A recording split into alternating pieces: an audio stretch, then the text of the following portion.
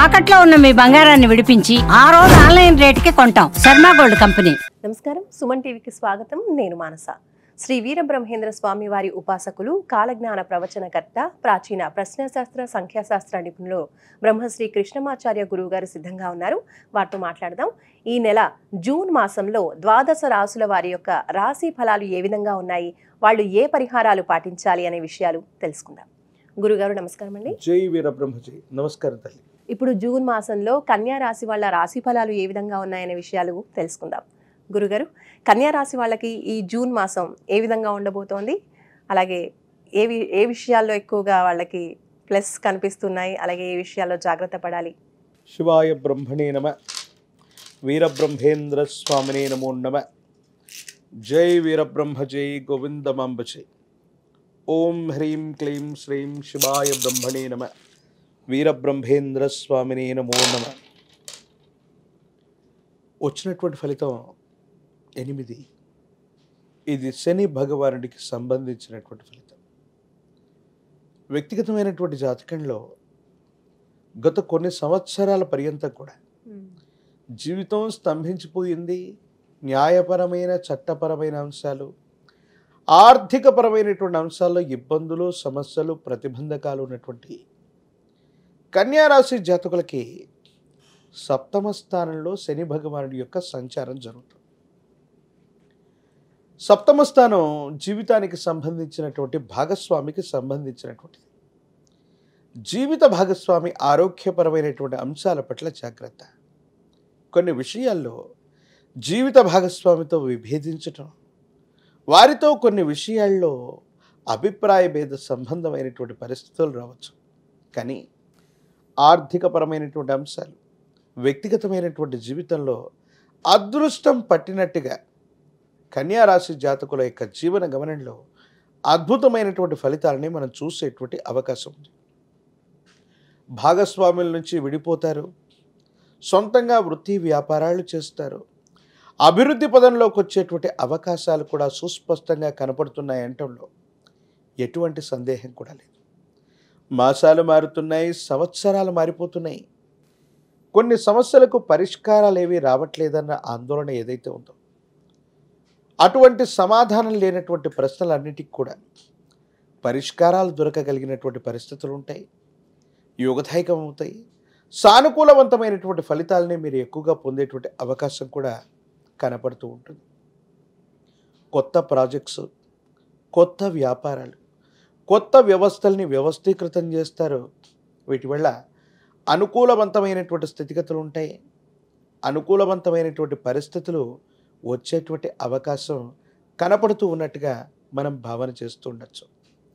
భగవత్ సంబంధమైనటువంటి అనుగ్రహం చేత కన్యారాశి జాతకుల యొక్క జీవన గమనంలో ఆర్థికపరమైన అంశాలు, వ్యాపార సంబంధమైనటువంటి పరిస్థితులు, వృత్తి ఉద్యోగ సంబంధమైనటువంటివన్నీ కూడా అనుకూలవంతంగా ఉన్నాయి.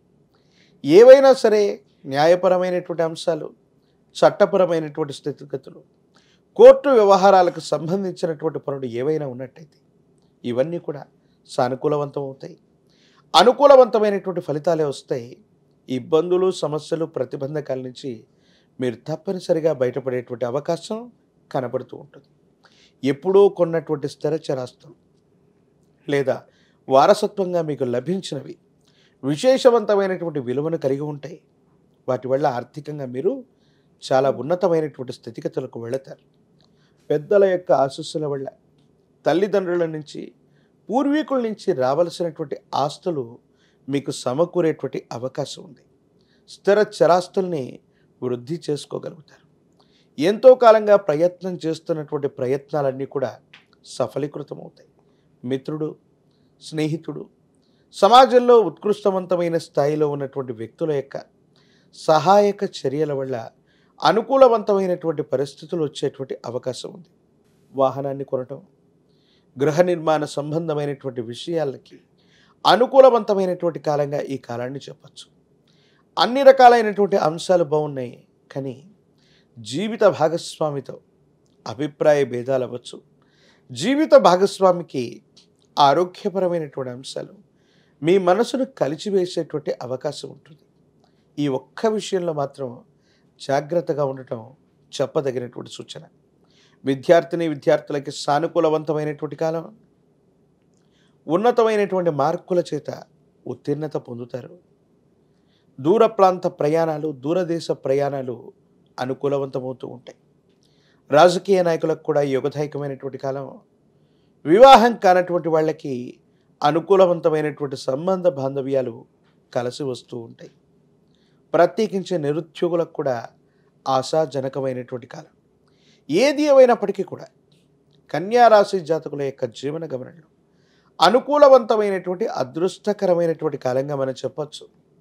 ఎంతో కాలంగా జీవితం స్తంభించిపోయి ఉన్నప్పటికీ కూడా వస్తూ ఉన్నటువంటి ఫలితాలన్నీ కూడా అద్భుతంగా ఉండబోతాయనటంలో ఎటువంటి సందేహం కూడా లేదు. ఇంకా ప్రత్యేకించి కన్యా రాశి వాళ్ళు ఈ జూన్ మాసంలో ఏ దైవాన్ని ప్రార్థించాలి, ఏ స్తోత్రాన్ని పఠించాలి సమస్యలు తొలగిపోవడానికి? విష్ణుమూర్తి స్వరూపమైనటువంటి దేవదేవుడు.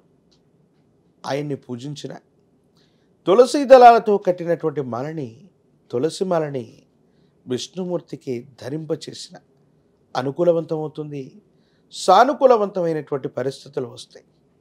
విష్ణు సహస్రనామ స్తోత్రాన్ని చదివిన, విష్ణుమూర్తికి సంబంధించినటువంటి మూలమంత్రాల్ని పఠిస్తూ ఉన్న జాతకంలోని సర్వారిష్టాలు తొలగిపోతాయి. ఆకస్మికమైనటువంటి ధనప్రాప్తితో పాటు పదవీ సంబంధమైనటువంటి విషయాలు కూడా అనుకూలవంతమవుతాయి. సానుకూలవంతమైనటువంటి పరిస్థితులకి ఇది కారణమయ్యేటువంటి అవకాశం తప్పకుండా అవుతుంది. ప్రత్యేకించి కన్యా రాశి వాళ్ళు ఈ జూన్ మాసంలో చేయవలసినటువంటి పరిహారాల గురించి తెలియజేయండి గురుగారు. విష్ణుమూర్తి స్వరూపమైన దేవదేవుడి యొక్క ప్రాచీన ఆలయానికి వెళ్ళటం, శనివారం పూట నియమనిష్టలతో కూడిన జీవన విధానంతో పాటు ఉండటం, ఏకభుక్తంతో ఉండి శనివారం పూట మధ్యాహ్నం 12 గంటల ప్రాంతంలో ఇంటి ప్రాంగణంలోనైనా సరే ఆవు నెయ్యితో దీపారాధన వెలిగిస్తూ పాల పొంగలి లేదా పరమాన్నాన్ని విష్ణుమూర్తికి నివేదన చేసే వరకు ఉపవాస ప్రక్రియతో ఉంటూ ప్రతి శనివారం కూడా నియమనిష్టలతో కూడిన జీవన విధానంతో ఉంటే అద్భుతమైన ఫలితాలు వస్తాయి. ఇబ్బందులు, సమస్యలు, ప్రతిబంధకాలు తొలగిపోయి భగవత్ సంబంధమైనటువంటి అనుగ్రహం చేత అంతా బాగుండే అవకాశం కనపడుతుంది. ధన్యవాదాలు గురుగారు. నమస్కారం. జై వీరబ్రహ్మ జై గోవిందమాంబజీ. చూసారు కదండి, ఇది జూన్ మాసంలో కన్యా రాశి వాళ్ళ రాశి ఫలాలు. చూస్తూనే ఉండండి సుమన్ టీవీ. నమస్తే.